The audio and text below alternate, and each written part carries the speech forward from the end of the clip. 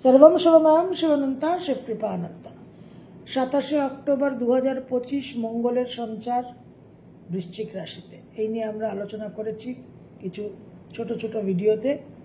আজকে আমরা এই বিষয়টা নিয়ে একটু বিস্তারিত আলোচনা করব। যারা ভাবছিলেন যে শুধুমাত্র শর্টসই দেখতে পাবেন, তারা কিন্তু একটু ভুল ভাবছিলেন। তো যাই হোক, বৃশ্চিক রাশি কালপুরুষের 12টা রাশির মধ্যে এই বৃশ্চিক রাশি অনন্য সাধারণ। এই রাশির সঙ্গে অন্য কোনো রাশির তুলনা হবে না।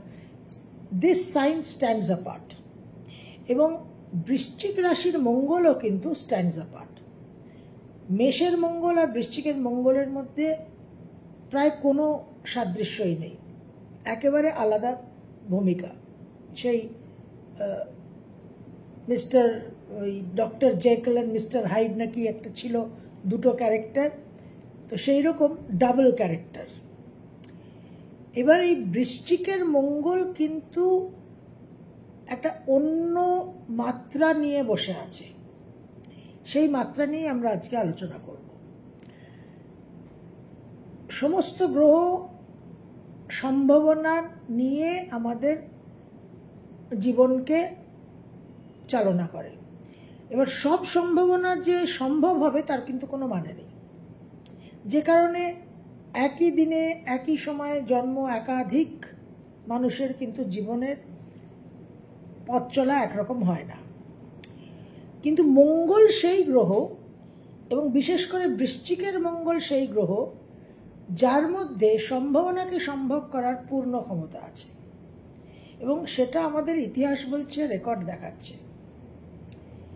27 অক্টোবর 2025 বৃশ্চিকের মঙ্গল কি ফলাফল দিতে পারে, তার জন্য আমাদের একটু ফিরে যেতে হবে 26 ডিসেম্বর 2004-এ, যেদিন the great tsunami of the Andaman C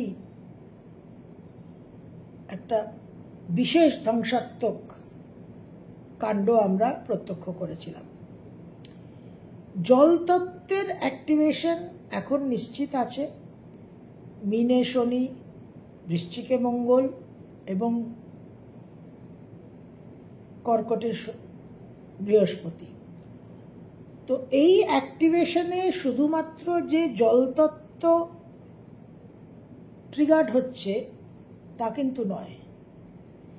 এই অষ্টম ভাব, কালপুরুষের 8th হাউস, একটা গুচ্ছস্থান, অত্যন্ত প্রফাউন্ড হাউস অফ ট্রান্সফরমেশন। এবং এই যে ট্রান্সফরমেশন, এই যে পরিবর্তন হয়ে যাওয়া, এই যে মেটামরফোসিস, এই মেটামরফোসিসটাকেই কিন্তু মঙ্গল সিগনিফাই করে। মঙ্গল অগ্নিতত্ত্বের গ্রহ, বৃশ্চিক জলতত্ত্বের রাশি। এইখানে একটা বিশেষ রহস্য লুকিয়ে আছে, যে রহস্যকে আমাদের উদ্ঘাটন করতে হবে। একটা জিনিস আমাদের বুঝতে হবে যে শুধুমাত্র জলতত্ত্বের রাশি নয়, শুধুমাত্র মঙ্গলের বৃশ্চিকে অবস্থান নয়, মঙ্গল বৃশ্চিক থেকে কুম্ভ রাশিকে দৃষ্টি প্রদান করছে তার চতুর্থ দৃষ্টি দিয়ে, যেটা মঙ্গলের জন্য ইউনিক দৃষ্টি। অন্য কোনো গ্রহের চতুর্থ দৃষ্টি নেই। এবার এই চতুর্থ দৃষ্টিতে যে কুম্ভ রাশিতে দৃষ্টি প্রদান করবে, কুম্ভ রাশিতে রাহু শতভিষা নক্ষত্রে প্রবেশ করছে 23 নভেম্বর। শতভিষা নক্ষত্রের দেবতা হচ্ছে Varuna, master of the god of the oceans. Ocean and sky দুটোই, অর্থাৎ এক্সপ্যানশন, ভাস্টনেস, প্রসার, ইনফাইনাইট, এক্সপ্যানশন। কিন্তু এই শতভিষা নক্ষত্র এবং এই বরুণ দেবতা, এই যে ওশান, এই কুম্ভ রাশি, সব কিছু কিন্তু ট্রান্সফরমেশন এবং অষ্টমের কারক। অষ্টম ভাব হচ্ছে বৃশ্চিক, কিন্তু অষ্টমের কারকত্ব অনেকের কাছে আছে। শনি অষ্টমের কারকত্ব নিয়ে বসে আছে। সেই রকম শতভিষা নক্ষত্রও কিন্তু অষ্টমের কারকত্ব নিয়ে বসে আছে। শতভিষা নক্ষত্রে গুরুত্বপূর্ণ গ্রহ থাকলে বা চন্দ্র থাকলে, যাদের শতভিষা নক্ষত্রে জন্ম, বা গুরুত্বপূর্ণ গ্রহ যাদের থাকে তাদের জীবনে কিন্তু ট্রান্সফরমেশন, জীবনে একটা পর্ব একরকম, আরেকটা পর্ব আরেক রকম প্রায়শই কিন্তু হতে দেখা গেছে।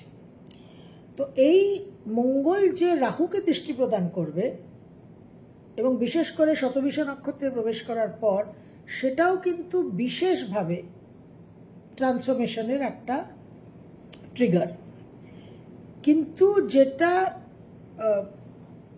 খুব গুরুত্বপূর্ণ সেটা হচ্ছে যে রাহুর এই কুম্ভ রাশিতে অবস্থান, অর্থাৎ এয়ার সাইন, বায়ুতত্ত্ব বাত দোষ, এই বায়ু বাত না হলে মুভমেন্টটা হবে না, যেটাকে হিন্দিতে বলে হালচাল। তো স্থির রাশি হচ্ছে মঙ্গল বৃশ্চিক। তো স্থির রাশিতে অবস্থান করে মঙ্গল একটা পাওয়ার জেনারেট করছে, একটা শক্তি উৎপন্ন করবে, কিন্তু সেই শক্তি যে ছড়াবে, সেই শক্তির দ্বারা যে কার্যটা হবে সেটা কিন্তু বিশেষভাবে রাহুর ক্রিয়া। এইটা আমাদের কিন্তু একটু বুঝতে হবে। এবং 5 ডিসেম্বর বৃহস্পতিও ট্রানজিট হয়ে যাচ্ছে বায়ুতত্ত্বে, যদিও 2-3 দিনই থাকছে এই কম্বিনেশনটা, কারণ 7 ডিসেম্বর মঙ্গলের ট্রানজিট হচ্ছে, কিন্তু বায়ুতত্ত্বের যে প্রভাব সেটা কিন্তু এখানে ভেরি ইম্পর্টেন্ট মুভমেন্টের জন্য। একটা ফরেস্ট ফায়ার, জঙ্গলে যে অগ্নিকাণ্ড হয়, তার জন্য ওই বায়ুটা দরকার, যে ছড়াবে, স্প্রেড করাবে। এবার মঙ্গল বৃশ্চিকে সিকিং ট্রান্সফরমেশনাল অ্যাকশন, আমাদের সকলের মধ্যে যেটা প্রয়োজন, যে পরিবর্তনটা প্রয়োজন, সেটাই মঙ্গল কিন্তু চাইছে। এবং বৃহস্পতির পঞ্চম দৃষ্টি মঙ্গলের উপর, এটা কিন্তু বিশেষভাবে এই ট্রান্সফরমেশনাল অ্যাকশনকে আরও শক্তি দেবে, আরও প্রকট করবে এবং আরও তার মধ্যে তেজ এবং সম্ভাবনা সৃষ্টি করবে। এখানে একটা জিনিস বুঝতে হবে যে মঙ্গল অগ্নিতত্ত্বের গ্রহ, যে কারণে মঙ্গলের জন্য আমরা প্রচুর অগ্নিকাণ্ড দেখি, এক্সপ্লোশনস দেখি। এবার এই বৃশ্চিক রাশি এত গুচ্ছ, এত রহস্যময়, এই বৃশ্চিক রাশিকে বুঝতে হলে একটা শ্লোক মনে পড়ে যায়, তিলে তৈলম কাষ্ঠে অগ্নিম পায়সি ঘৃতম ইক্ষগুরম। অর্থাৎ তিলে তৈলম, তিলের ভিতরে তেলটা আছে। তিল দেখে, ওই একটা ছোট্ট তিল দেখে, মিনিস্কিউল একটা তিল দেখে কেউ বুঝবে না যে তার মধ্যে তেল আছে। ইক্ষগুরম, সুগার কেন, আখের মধ্যে যে চিনি আছে সেটা আখকে দেখে কেউ বুঝবে না।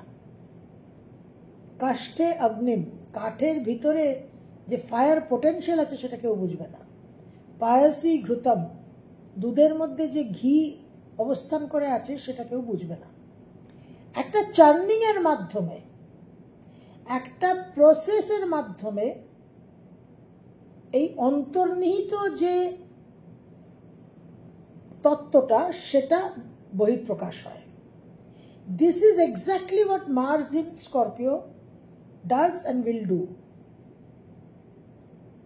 তিলের ভেতর থেকে তেলটা বার করতে হলে, সুগার কেন, আখের ভিতর থেকে মিষ্টি রসটা বার করতে হলে, কাঠের ভিতর থেকে আগুনটা জ্বালাতে হলে, দুধের ভিতর থেকে ঘিটা বার করতে হলে একটা ফ্রিকশন, একটা খুব হার্শ মুভমেন্টের প্রয়োজন। সেই হার্শ মুভমেন্টের মাধ্যমে, সেই সমুদ্র মন্থনের মাধ্যমেই কিন্তু হলাহল থেকে অমৃতর আবির্ভাব। তো এই বৃশ্চিকের মঙ্গল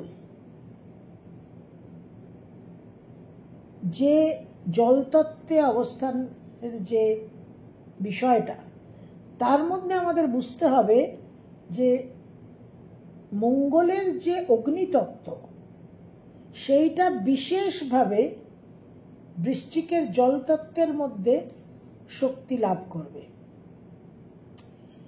ইন্ডো ইরানিয়ান প্যান্থিয়ন, জোরোয়াস্ট্রিয়ান যারা যে রিলিজন আছে সেই প্রাচীন যুগের, সেখানে এক দেবতার নাম পাওয়া যায় আপম নাপাত। আমি এটা নিয়ে আগে আলোচনা করেছি, যারা আমার নিয়মিত দর্শক তারা জানেন।